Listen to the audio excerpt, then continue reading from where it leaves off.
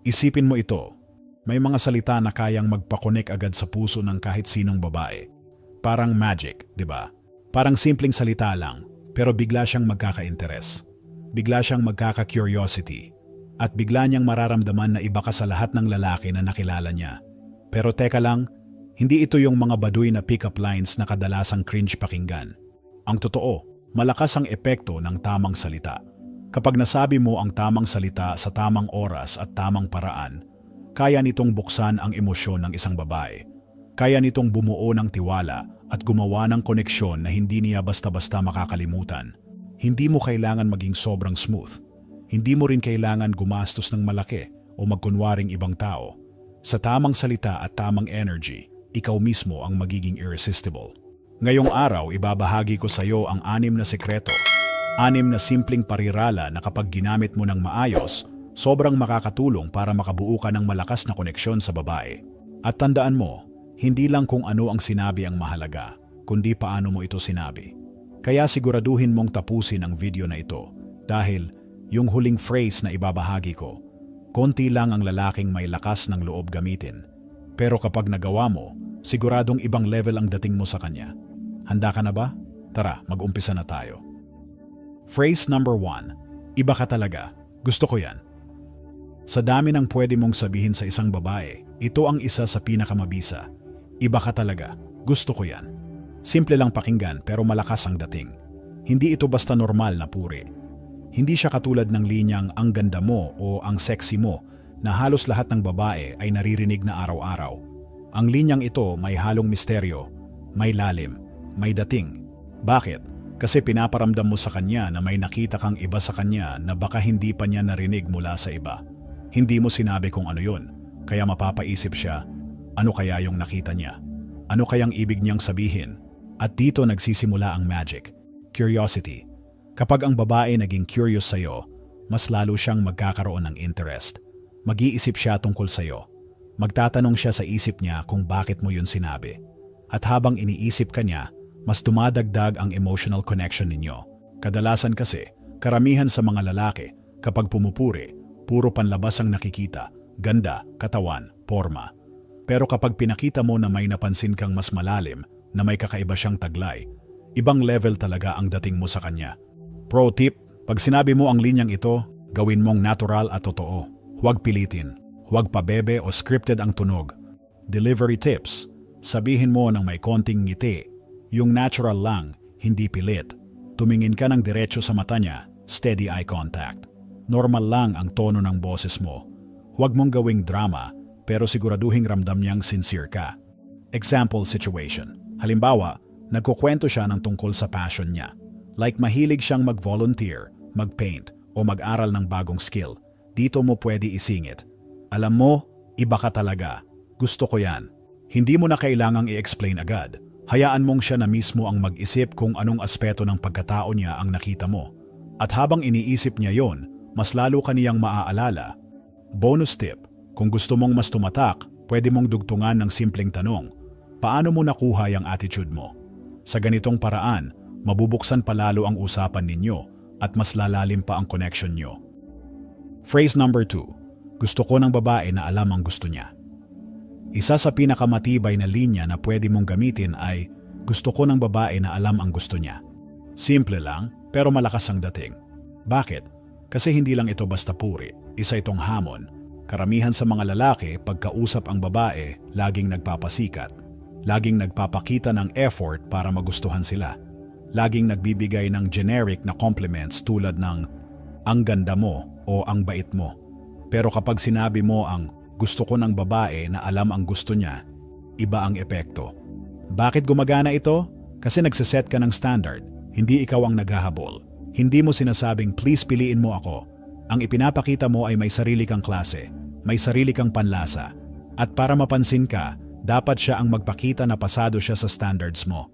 Ang linyang ito rin nagpapakita ng kumpiyansa, clarity, maturity. At aminin natin, sobrang attractive sa babae ang lalaking confident at alam ang gusto niya sa buhay. Paano gamitin?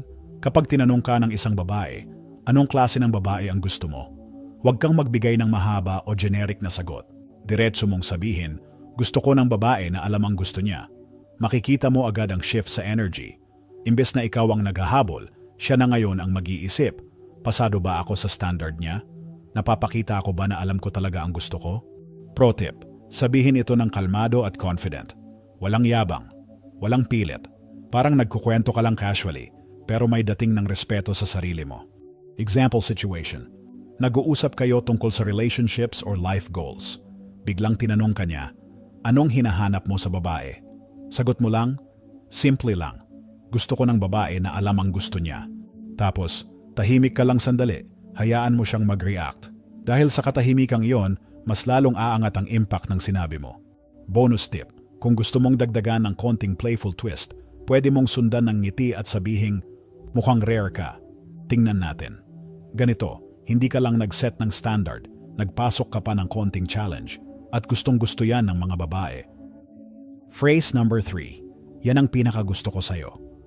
Kung gusto mong bumuo ng mas malalim na koneksyon sa isang babae, itong linya na ito ang isa sa pinaka-epektibo. Yan ang pinakagusto ko sa'yo. Hindi lang ito simpleng papuri. Hindi ito tulad ng normal na ang ganda mo o cute ka, kundi specific at personal. Bakit malakas ang dating nito? Kasi pinaparamdam mo sa kanya na may nakita kang espesyal na bagay sa kanya, hindi lang sa itsura, kundi sa kung sino siya bilang tao. At lahat ng tao, lalo na ang mga babae, gusto nilang maramdaman na may nakakakita sa tunay nilang ganda. Hindi lang panlabas kundi pati sa loob. Kapag ginamit mo ang phrase na ito, nararamdaman niya na pinapansin mo ang mga bagay na hindi agad nakikita ng iba.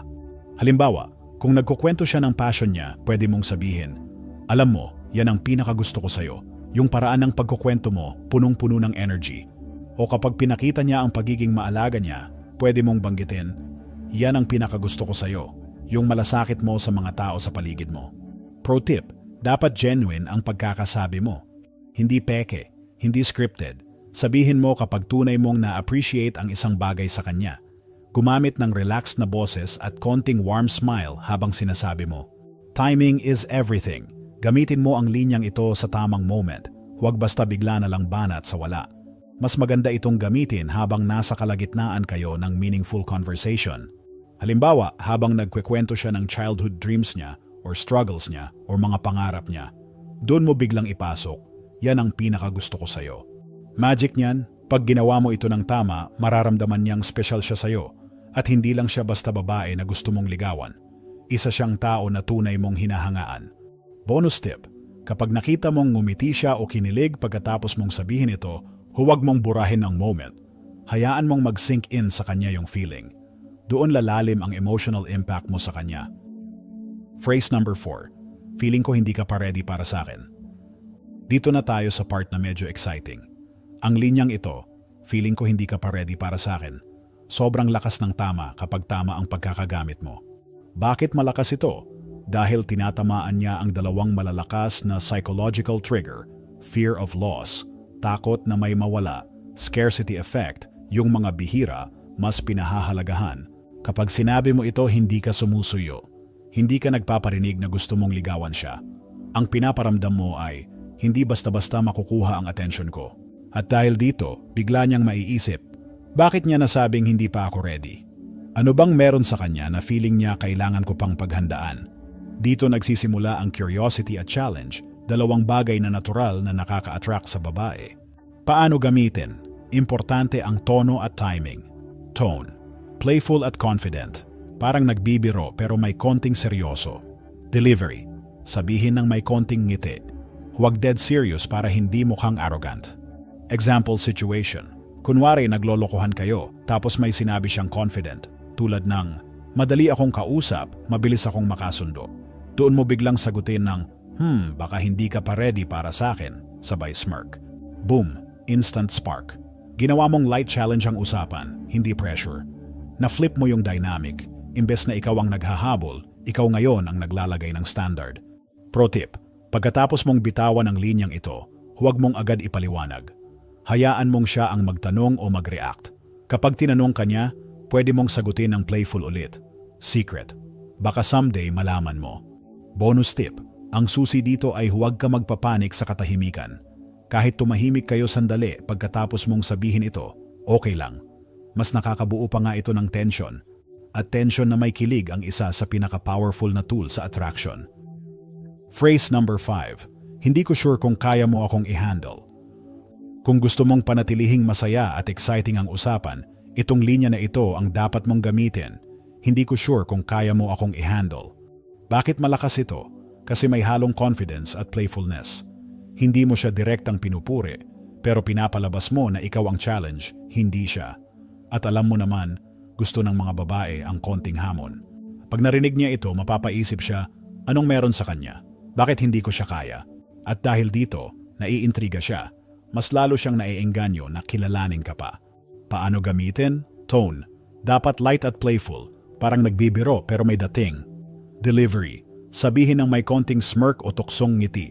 Hindi ito sinasabi ng seryoso na parang nagyayabang. Dapat parang kulit lang, pero may pahiwatig na confident ka sa sarili mo. Example situation. Kunwari nagtutuksuhan kayo at sinabi niya, makulit ako minsan baka hindi mo kayanin.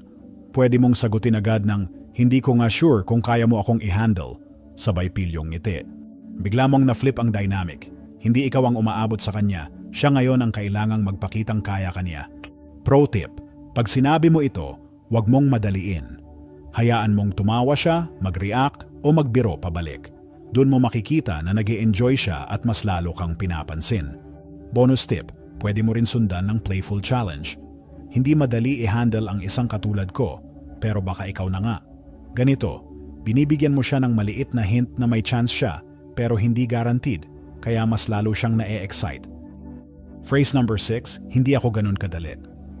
Ito na ang ultimate power move na madalas hindi ginagamit ng karamihan sa lalaki. Hindi ako ganun kadali. Bakit malakas ito? Karamihan sa mga lalaki, kapag may babaeng gusto nila, lahat na lang ginagawa, laging available, laging oo ng oo, laging nag-a-adjust. Ang problema, kapag sobrang dali mong makuha, nawawala ang halaga mo. Wala nang thrill, wala nang challenge. Pero kapag sinabi mong hindi ako ganun kadali, pinaparamdam mo na may halaga ka, na hindi ka basta-basta bumibigay kahit pagaano siya kaganda o ka-charming. At sa totoo lang, mas na-e-excite ang babae kapag alam nilang hindi sila agad-agad makakapasok sa mundo mo. Paano gamitin? Tone, playful pa rin pero may konting seryoso. Delivery, sabihin ng may konting ngiti, parang nagpapatawa pero may hint ng katotohanan. Example situation.